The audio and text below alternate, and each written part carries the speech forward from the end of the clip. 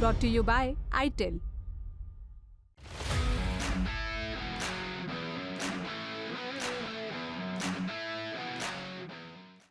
3700 साल पुराना एक मिट्टी का टैबलेट ब्रिटिश संग्रहालय में रखा है, जिसमें एक खास तरह की शिकायत लिखी है। शिकायत खराब क्वालिटी के तांबे की। दरअसल ये टैबलेट प्राचीन मेसोपोटामिया के उर का है, जिसमें जिक्र किया गया है कि ए नासिर नाम का एक यात्री तांबा खरीदने के लिए दिलमुन गया था, ताकि तांबा मेसोपोटामिया में लाकर बेचा जा सके। एक मौके पर वो नान्नी नाम के एक शख्स को तांबा बेचने को राजी भी हो जाता है। नान्नी अपने नौकर को लेन देन पूरा करने के लिए भेजता है, लेकिन बाद में तांबे की खराब क्वालिटी से खफा हो जाता है और तांबा लेने से मना कर देता है। साथ में लंबी चौड़ी शिकायत वाला ये टैबलेट लिख दिया जाता है, जिसमें एक श्राप भी दिया जाता है। लिखा था कि काश ईश्वर तुम्हारे घर पर बिजली गिराए, तुम्हारी फसल बर्बाद हो जाए और तुम्हारा व्यापार रेगिस्तान की तरह सूखा रहे। ताज्जुब की बात यह है कि यह सब आज से कुछ 3700 साल पहले का मुद्दा है, पर तांबे की क्वालिटी के लिए इतनी जद्दोजहद उठाने की क्या ज़रूरत आन पड़ी थी। दरअसल ये कहानी उस समय की है जब दुनिया में कुछ ऐसी सभ्यताएं पनपी जिनके केंद्र में दो धातुएं रहीं, तांबा और टिन। कहें तो तब का पेट्रोलियम यानी सबसे कीमती संसाधनों में से एक था। इन्हें मिलाकर बनाया गया कांसा। ऐसी सभ्यताएं जिनके सबूत देखकर यकीन करना मुश्किल हो जाता है। आखिर इतने बड़े शहर, महल, इमारतें सब कैसे बसाए गए जो एक दिन अचानक गायब हो गए। शहर के शहर धूल में मिल गए, सभ्यताएं खाक हो गईं, पीछे छूट गईं। तो बस सवाल बचा कि मिस्र, मेसोपोटामिया, सिंधु जैसी फलती फूलती सभ्यताओं का आखिर हुआ क्या। नमस्कार, मेरा नाम है अभिषेक। आप देख रहे हैं ऐतिहासिक किस्से कहानियों से जुड़ा हमारा रोजाना का कार्यक्रम तारीख, जिसमें आज कहानी एक युग की सभ्यताओं की जो अचानक खो गई। किसी शख्स के लिए जो काम याद करती है, इतिहास वही काम समाज के लिए करता है। लेकिन इतिहास का पता लगाना किसी जासूसी फिल्म में खजाना खोजने से कम नहीं। मसलन ब्रॉन्ज एज या कांस्य युग के पतन को ही ले लीजिए। एक दौर रहा जब लोगों ने बिना लोहे के मजबूत हथियारों के पिरामिड जैसी विशाल संरचनाएं बनाई, मोहनजोदाड़ो, हड़प्पा जैसी सभ्यताएं बसाईं। 4-5 हजार साल पहले दुनिया भर की तमाम सभ्यताओं के साथ व्यापार किया, हजारों किलोमीटर दूर सामान भेजा, लेन देन किया। अब जरा सोचिए, बिना किसी मॉडर्न टेक्नोलॉजी के ऐसी ऐसी चीजें बना डाली जिन्हें देखकर आज कह दिया जाता है कि ये काम तो एलियंस का है। बिना मजबूत हथियारों के बड़े बड़े पत्थर कैसे काट दिए गए, इतने बड़े बड़े शहर कैसे बसा दिए गए, समंदर पार करके व्यापार कैसे किया गया। कई सवाल कांस्य युग के इर्द गिर्द घूमते हैं, पर सबसे बड़ा सवाल है कि इसका अंत कैसे हुआ। कैसे मिस्र, हड़प्पा जैसी फलती फूलती सभ्यताएं अचानक पतन की राह पर निकल पड़ी। क्या इसमें रहस्यमयी समुद्री लोगों का हाथ था? तो कुछ 3500 साल पुरानी बात है। मिडिल ईस्ट में कई सभ्यताएं पनप रही थी। मिस्र इन सब में सबसे विकसित उस समय कहा जा सकता था। वजह नील नदी, जिसने यहाँ की सभ्यता को जीवन दिया। पिरामिड, इमारतें, टेम्पल बनाने का जरिया दिया, फसलें दी। जहाँ एक तरफ बाकी जगह कई सभ्यताएं खाने की मोहताज थी, यहाँ रेगिस्तान में लोगों के पास भरपूर खाना था, जिसकी मदद से मिस्र में ब्यूरोक्रेसी बनी, धर्म पनपा, रथधारी सैनिकों के परिवार बने। कुल मिलाकर कहें तो पूरा सिस्टम बना। पिरामिडों के पास विशाल बस्तियों के भी सुराग मिलते हैं, जो बताते हैं कि इन्हें बनाने के लिए मजदूरों के शहर बसाए गए थे। मिस्र के पास एक और चीज थी, सोना। दक्षिण में नूबिया में सोने के विशाल काय भंडार थे। दूसरी किसी कांस्य युग की सभ्यता के पास इतना सोना नहीं था। मिस्र के सोने की चीजें दूसरी सभ्यताओं में खूब मांग रखती थी। बाबत प्राचीन मिस्र की सीमा आज से कहीं ज्यादा बड़ी थी।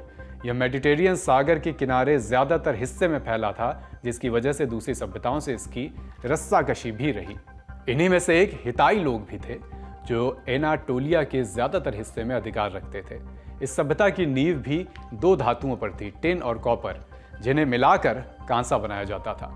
तांबा इन्हें साइप्रस के टापू से मिलता था, लेकिन टिन के मामले में ऐसा नहीं था। यह तांबे या लोहे जैसा नहीं था, यह काफी रेयर था, कुछ यूरेनियम जैसा रेयर। यहाँ तक कि जहाँ जहाँ कांस्य युग की सभ्यताएं फैली, वहाँ या तो टिन के सोर्स पर्याप्त नहीं थे या फिर तांबे के। वहीं हिताई लोग व्यापार मार्ग के बीच थे, इसलिए इन्हें टिन मिलता रहता था। हालांकि व्यापार के रास्तों को खुला रखने के लिए इन्हें लगातार लड़ते भी रहना पड़ता। इसी के चलते ये इलाके में सैन्य शक्ति के तौर पर उभरे। यहाँ तक कि मिस्र से टक्कर लेने वाली चुनिंदा सभ्यताओं में इनका नाम था। इनके बीच भी टसल रही। सबसे पुरानी संधि समझौतों में मिस्र और हिताई लोगों का समझौता शामिल है। खैर, ऐसी ही एक सभ्यता मोहनजोदाड़ो और हड़प्पा में भी थी। भले इन्होंने पिरामिड जैसी विशालकाय इमारतें ना बनाई हों, पर उस प्राचीन समय में इनकी अपनी लिपि थी, अपने नक्शे थे, शहरों का अपना प्लान था, कला थी, मनोरंजन के साधन थे और दूसरी सभ्यताओं के साथ व्यापार था। हालांकि सिंधु नदी के किनारे की सभ्यताएं भी एक वक्त में गायब हो गईं, पर अगर हम मिडिल ईस्ट के आसपास की कांस्य सभ्यताओं की बात करें तो ये सभ्यताएं ईसा से करीब 1200 से 1150 के बीच राख में मिल गईं। ऐसा क्या हुआ कि एक आदमी के जीवन भर की उम्र में विशालकाय शहरों सभ्यताओं का अंत हो गया, लिखने की कला खोने लगी, शहर राख हो गए, यहाँ तक कि मिट्टी के बर्तन बनाने की कला भी कम हो गई। कहें तो इतिहास समय में पीछे चला गया। कई सालों तक दुनिया ने ना इतनी विकसित सभ्यताएं देखी, इसके बाद ना इतने बड़े शहर। कांस्य युग के पतन से जुड़ी एक सबसे डरावनी चिट्ठी उगारित के खंडहरों में मिलती है, जो आज के सीरिया में है। मिट्टी के टैबलेट पर लिखी चिट्ठी में यहाँ का राजा अपने साथी से मदद की गुहार लगा रहा था। लिखा क्या था इसमें लिखा था, पितामह, दुश्मन के जहाज आ गए हैं, वो मेरे शहरों को आग लगा रहे हैं, जमीनों को बर्बाद कर रहे हैं। पितामह को पता नहीं है कि मेरे सारे रथ खाते शहर में हैं और मेरे सारे जहाज लूका के बंदरगाह में हैं, जो अब तक वापस नहीं आए हैं। उन्हें इस मामले के बारे में बताया जाए। दुश्मन के 7 जहाज़ों ने भारी नुकसान पहुंचाया है।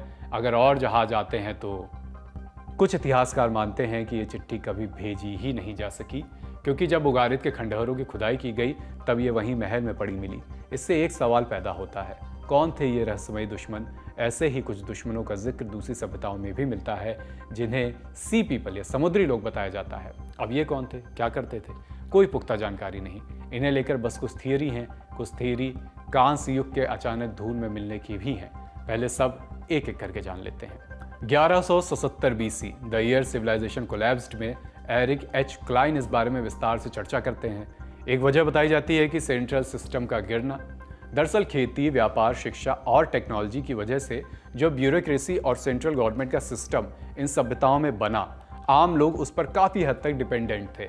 सिंचाई से लेकर बीज, यहाँ तक कि कौन सी फसल कब बोनी है, ये सब केंद्रीय व्यवस्था के अंतर्गत बताया जाता था।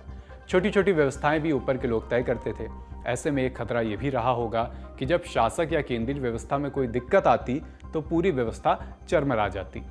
दूसरी थियरी सी पीपल या समुद्री लोगों की है, यानी समंदर से आने वाले अज्ञात लड़ाकों की, जिन्हें या तो लड़ाके माना जाता है या फिर रेडर्स। मिस्र के रिकॉर्ड में भी इनके आने और हमला करने का जिक्र मिलता है, पर ठीक ठीक इनकी पहचान नहीं मालूम।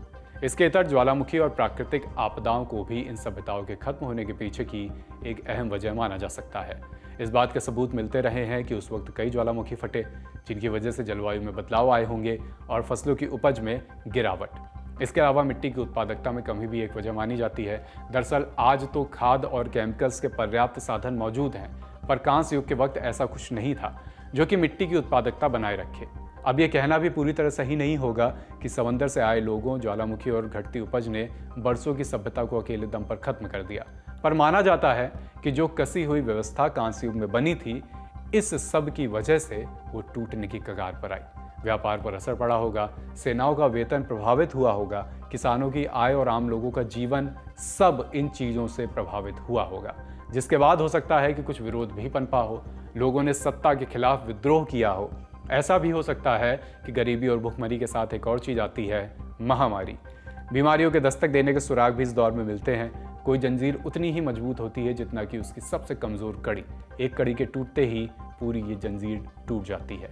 ऐसी कांस्य युग की सभ्यताएं जो टिन से लेकर सोने तक एक दूसरे पर निर्भर थीं, व्यापार करती थीं, एक के बाद एक शायद इसीलिए गायब होती गईं। हालांकि ये महज थियरी हैं, तमाम थियरीज हैं जिनसे हमने आपका परिचय कराया। शायद असल वजह इतिहास में आज भी कहीं दबी हुई है। तारीख के आज के अंक में इतना ही। यह एपिसोड लिखा है राज विक्रम ने। फिर से आपसे मुखातिब होंगे किसी नए किस्से कहानी के साथ। तब तक अपना ख्याल रखिए। शुक्रिया।